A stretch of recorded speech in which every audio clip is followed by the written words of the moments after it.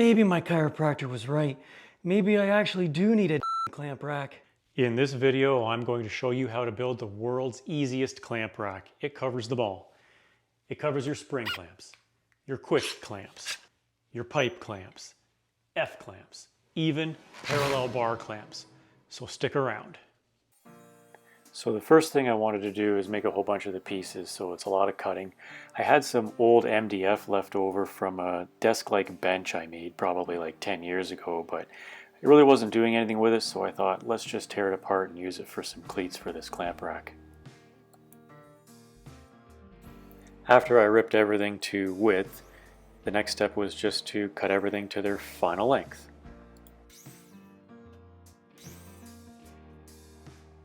So I'm just laying out where to drill the holes to assemble these cleats. They're just an L-shaped bracket that goes on the wall. The piece that comes out away from the wall is 4 inches wide, and the piece that hangs down the bottom is going to be 3 inches wide.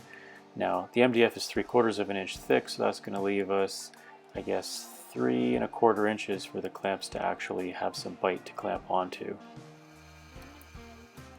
I know these pieces of MDF are in pretty rough shape, but I don't really care. It's a clamp rack. It's going to serve its purpose, and I'm going to keep it simple. I'm not going to cut any slots like a lot of people do for their clamp racks. I'm just going to drill a bunch of holes and glue and screw it all together and mount it up on the wall, and I should get a lot of years of service out of it. The whole idea is just to make this rack super simple and easy to make.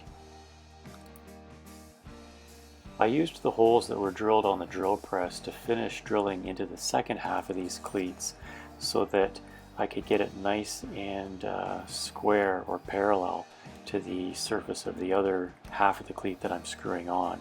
That's going to ensure that when it goes up on the wall, it's nice and square, and that the top surface the clamps actually sit on isn't going to sag down and let the clamps slide off.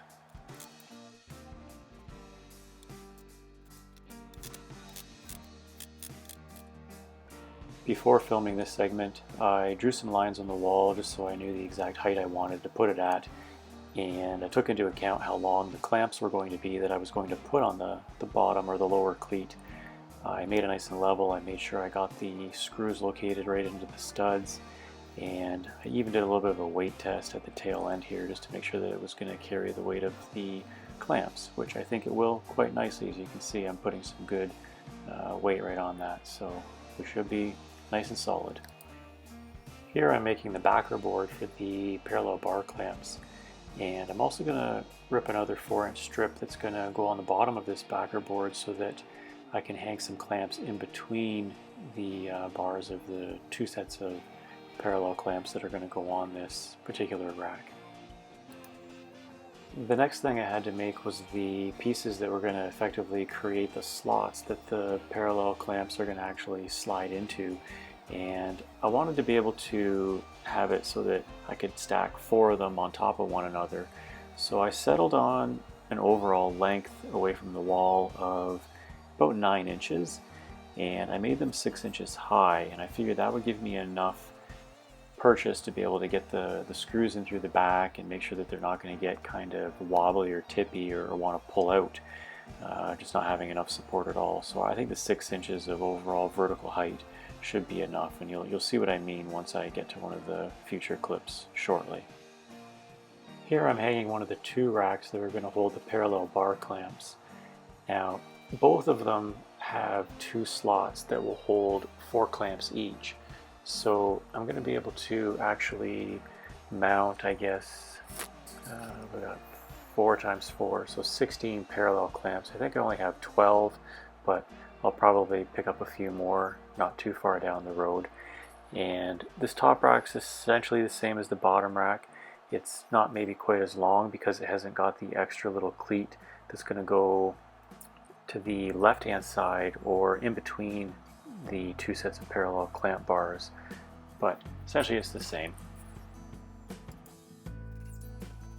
The next step was getting the other cleats on the wall, so I had to make sure they were level, and I also had to make sure they were lining up properly, I guess horizontally, left and right, so that the two notches that are on the right hand end of the cleat would actually line up with where the parallel bar clamps bars are going to hang down.